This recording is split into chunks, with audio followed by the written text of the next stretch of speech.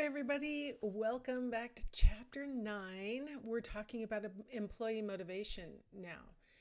We are clearly in the organizational side of the IO psych now. All right, let's get started. Our learning objectives for this chapter are to be able to identify the types of people who tend to be more motivated than others.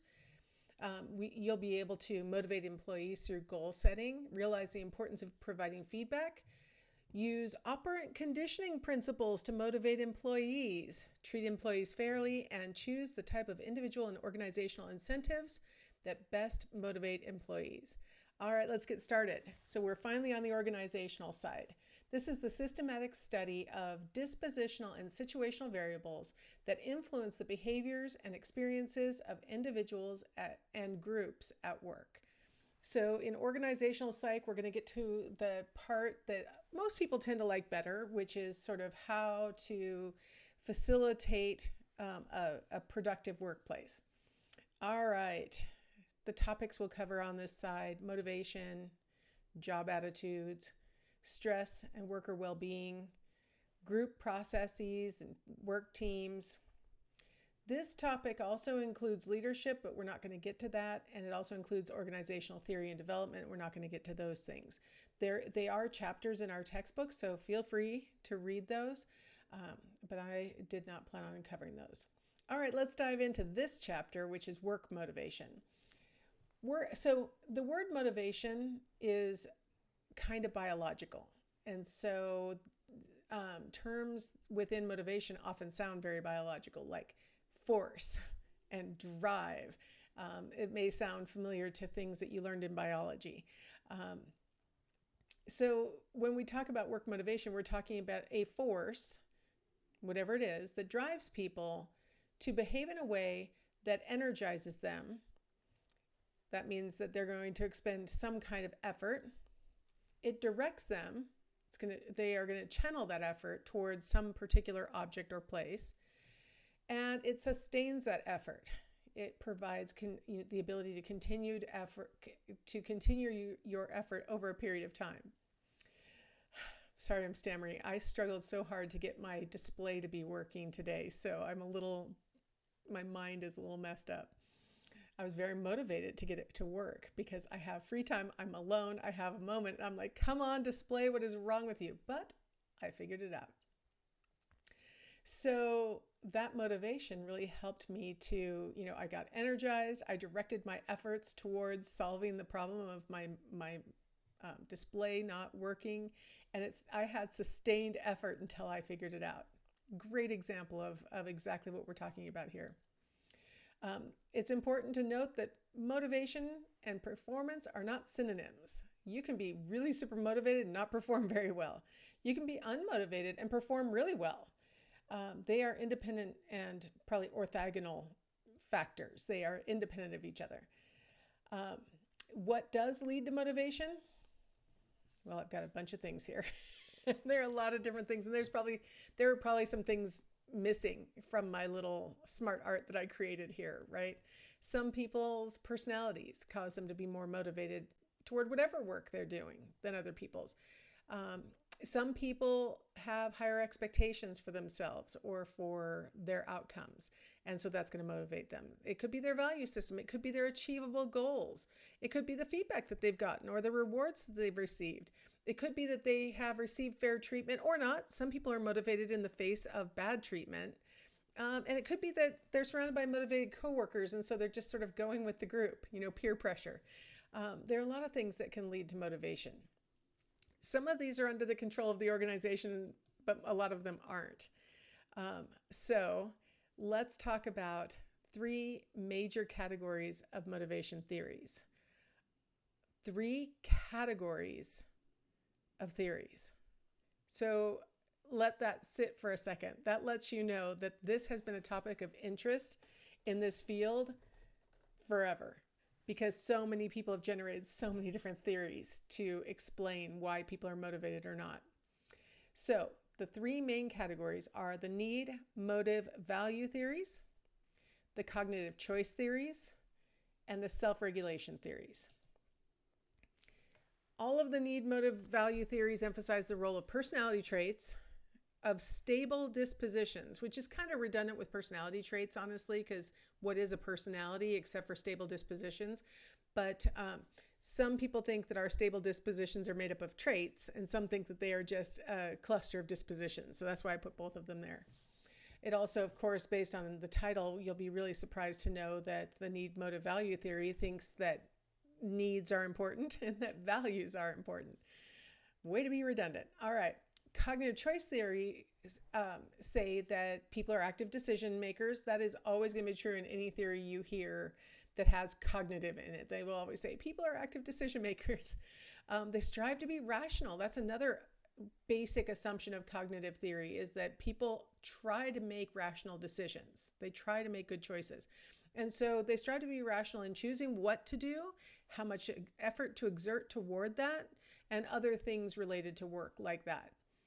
In the self-regulation theories, they talk about the manner in which individuals monitor their own behaviors and make adjustments to those behaviors based on feedback and information as they are pursuing their goals. So these are the overarching categories of theories. So let's talk a little bit about individual theories. Under the header of need motive value theories, we have 4 main theories.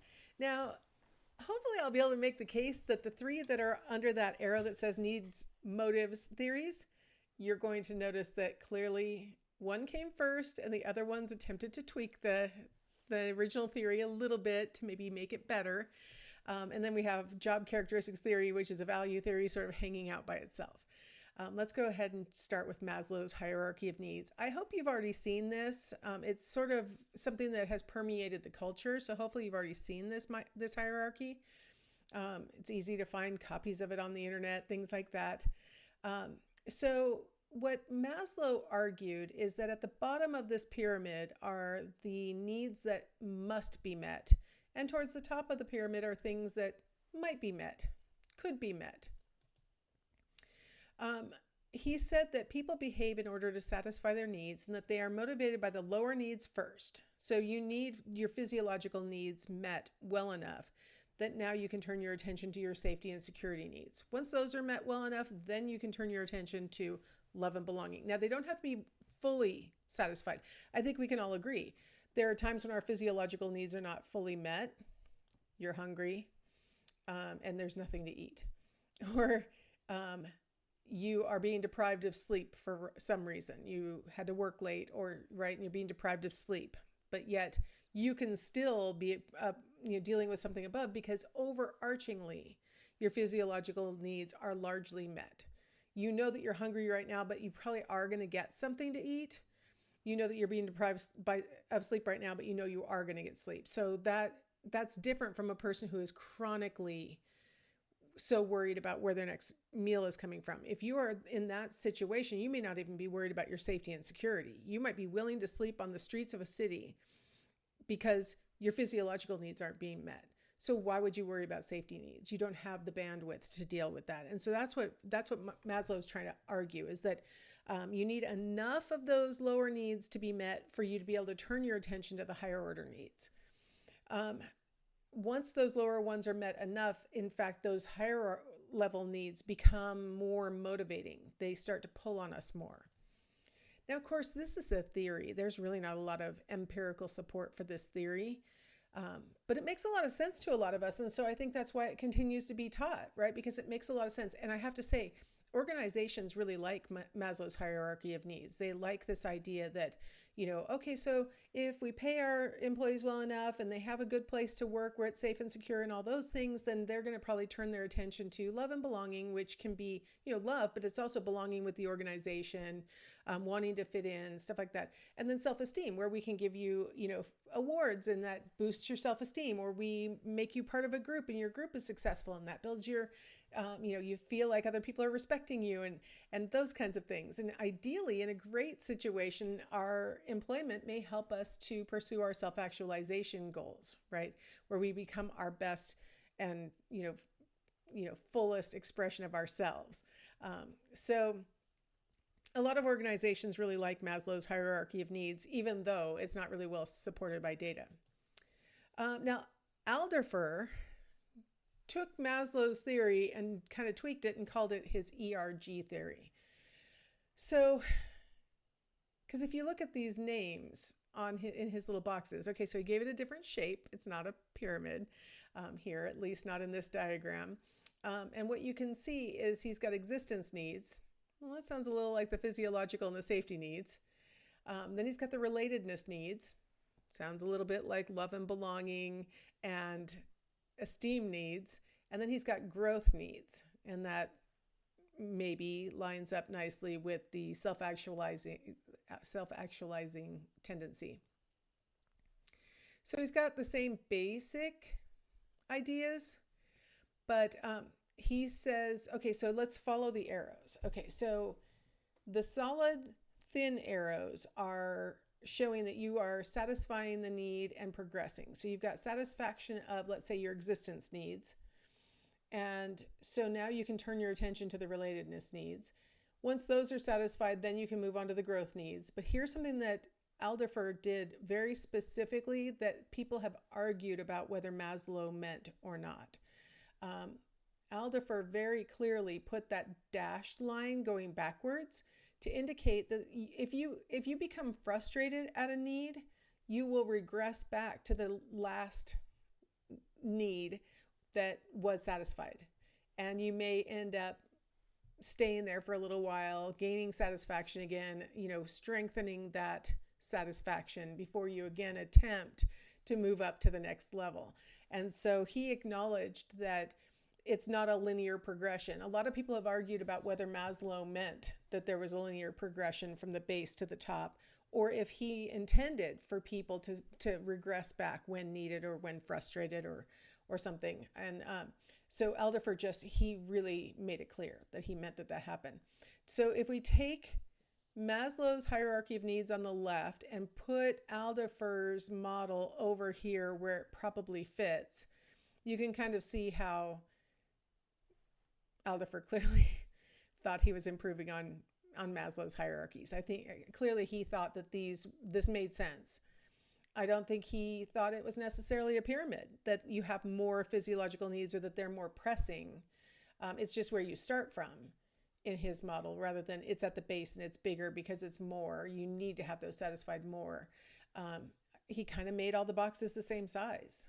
And so that's kind of a little bit of a difference also. How about Herzberg and the two-factor theory? Oh, okay, so two factors. So just to remember, we went from 5 in Maslow's hierarchy of needs to 3 in Alderfer's model. Let's see what Herzberg does. Herzberg thinks there's only 2. So I'm sorry, it's a little bit blurry. I stretched it too much, but so we have one of them is one of our needs, or one of the factors is the hygiene factors, and this would be sort of. Notice that these are phrased not in terms of living, but in terms of working. So under the hygiene factors, we have company policies, the quality of supervision, relations with others, personal life, rate of pay, job security, and working conditions. And he called those hygiene factors. And then you have the motivational factors: achievement, career advancement, personal growth, job interest, recognition, responsibility. So he called those motivating factors. So now we have this little progression going on at the top, where you've got on the far left, you've got a person who's maybe dissatisfied and not motivated. And then maybe they could move into a state of mind where they're not dissatisfied, but they're not feeling motivated. And then ultimately on the right, we have people who are experiencing positive satisfaction and motivation. One of the things he pointed out is that the determinants of being satisfied with your job are different from the factors that make you dissatisfied with the job. So something that would make you satisfied, the lack of it doesn't necessarily make you dissatisfied. So that's kind of an interesting twist on some stuff that we've talked about before. The hygiene factors contribute mostly to dissatisfaction, and the motivators, he thought, contribute mostly to satisfaction. So if you have lots of motivation, you have achievement motivation, and you have opportunities for career growth within this organization, and you get recognition within the organization and stuff, but the company policies are so awful, or the rate of pay is so awful, or the working conditions are so awful. You're going to have a person who has dissatisfaction, right, with their job, but they may have motivation, right? So you may be dissatisfied and motivated at the same time. That's possible. And I think this is actually an important model for organizations. All seem to know about Maslow's hierarchy. It almost feels like they should know about this idea more, because I think they mix up the hygiene factors and the motivational factors. A lot of times employers think that, how much I pay you will naturally motivate you, or that, even though we're enacting egregious company policies that make it harder to work here, that people may maintain their motivation even though that happened, or they don't realize that the things that they have control over, like hygiene, these hygiene factors, are the things that can make a person dissatisfied. That it isn't just about what's motivating a person. It's also about the context, right? I guess that's the important thing. It's the context that determines people's, dissatisfaction. So even though they're satisfied career-wise, they're dissatisfied with this organization. So hopefully that makes sense. Now, of course, there has been some research on the Herzberg model, and it's been mixed, whether some of the data is supporting what he's arguing and some of the data is not. So it's not a perfect model either. All right, here are the three of them side by side, middle side, just to kind of line it up and show you where they seem to be so we'd already talked about Alderfer versus Maslow, and then here we have Herzberg versus Maslow, and so you can kind of see the hygienes kind of overlap the safety and physiological, and then the motivators would all be the love, esteem, and self-actualization levels. All right, I'm going to stop here and come back and talk about the job characteristics model in the next video.